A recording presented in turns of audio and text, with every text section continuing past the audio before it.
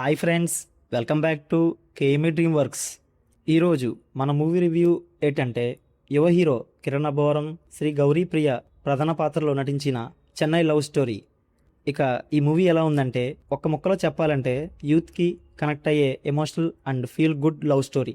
Story line ఏంటంటే నివి alias Gauri ప్రియ అనే software ఉద్యోగిని తన ప్రియుడు పెళ్లి చేసుకోలేనని చెప్పడంతో తీవ్రమైన బ్రేకప్ బాధలో మునిగిపోయి మద్యానికి బానిసవుతుంది. అదే సమయంలో హైదరాబాద్కు చెందిన స్టీవెన్ శంకర్ అలియాస్ కిరణ్ అబ్బవరం అనే యువకుడు సినిమా డైరెక్టర్ కావాలనే కలతో చెన్నైకి వస్తాడు. చెన్నై బీచ్లో అనుకోకుండా నివి, స్టీవెన్ పరిచయం అవుతారు. మొదట్లో చిన్న చిన్న గొడవలతో మొదలైన వీరి పరిచయం నెమ్మదిగా స్నేహంగా, ఆ తర్వాత గాఢమైన ప్రేమగా మారుతుంది. ఒకరినొకరు పెళ్లి చేసుకోవాలని కూడా డిసైడ్ అవుతారు. కానీ కథలో ఊహించని మలుపులు, సోషల్ మీడియా అండ్ టెక్నాలజీ లేదా వ్యక్తిగత కారణాల వల్ల ఒక పెద్ద ఎమోషనల్ కాన్ఫ్లిక్ట్ ఎదురవుతుంది. అసలు వీరి పెళ్లి ఎందుకు ఆగింది?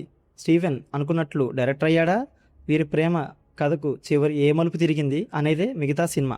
ప్లస్ పాయింట్స్: కిరణ్ అబ్బవరం నటన. సినిమా ఇండస్ట్రీలో రాణించాలనే కసి ఉన్న యువకుడిగా, ప్రేమలో పడే ప్రేమికుడిగా కిరణ్ అబ్బవరం చాలా సహజంగా నటించాడు. ముఖ్యంగా ఎమోషనల్ సీన్స్లో అతని నటన మెప్పిస్తుంది. Sri Gouri Priya performance: breakup pain అనుభవించే అమ్మాయిగా సెకండ్ హాఫ్లో వచ్చే సీన్, భారీ ఎమోషనల్ సీన్స్లో శ్రీ గౌరీ ప్రియ తన నటన ఈ సినిమాకి one of the major highlight. Mani Sharma సంగీతం. మణిశర్మ అందించిన బ్యాక్గ్రౌండ్ స్కోర్ మరియు పాటలు సినిమాలోని ఎమోషన్స్ని బాగా ఎలివేట్ చేశాయి. లవ్ సీన్స్లో మ్యూజిక్ చాలా ఫీల్ గుడ్గా ఉంటుంది. Interval twist and climax. First half end అయ్యేసరికి వచ్చే ఒక ఊహించిన ట్విస్ట్ ప్రేక్షకుడికి మంచి షాక్ ఇస్తుంది. అలాగే క్లైమాక్స్లో వచ్చే ఎమోషనల్ ఎపిసోడ్స్ గుండెకి హత్తుకునేలా ఉంటాయి. Minus points: run time. Cinema దాదాపు 3 గంటల రన్ టైం ఉండటం వల్ల అక్కడక్కడ కొంచెం సాగదీసినట్లు అనిపిస్తుంది. ఫస్ట్ హాఫ్ లవ్ స్టోరీ మరియు పరిచయ ఘట్టాలు వేగంగా సాగిన సెకండ్ హాఫ్లో వచ్చే కొన్ని సీన్స్ డ్రామా డోస్ ఎక్కువై స్లోగా అనిపిస్తాయి. ఇక ఈ మూవీ ఫ్యామిలీతో కలిసి చూడొచ్చా?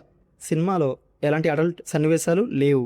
కొన్ని రొమాంటిక్ సన్నివేశాలు, స్వల్ప డైలాగులు మాత్రమే ఉన్నాయి. కుటుంబ సభ్యులతో కలిసి ఎలాంటి ఇబ్బంది లేకుండా చూడవచ్చు. సో ఫైనల్ నా వర్తేనంటే చెన్నై లవ్ స్టోరీ అనేది కంప్లీట్ యూత్ మరియు లవ్ స్టోరీ ఇష్టపడే ప్రేక్షకులను టార్గెట్ చేసి తీసిన సినిమా. ఫస్ట్ హాఫ్ చాలా బాగుంది. సెకండ్ హాఫ్ కొంచెం ఓపిక్గా చూస్తే ఈ వీకెండ్కి థియేటర్లో ఒక ఫీల్ గుడ్ ఎమోషనల్ రైడ్ని ఎక్స్పీరియన్స్ చేయవచ్చు.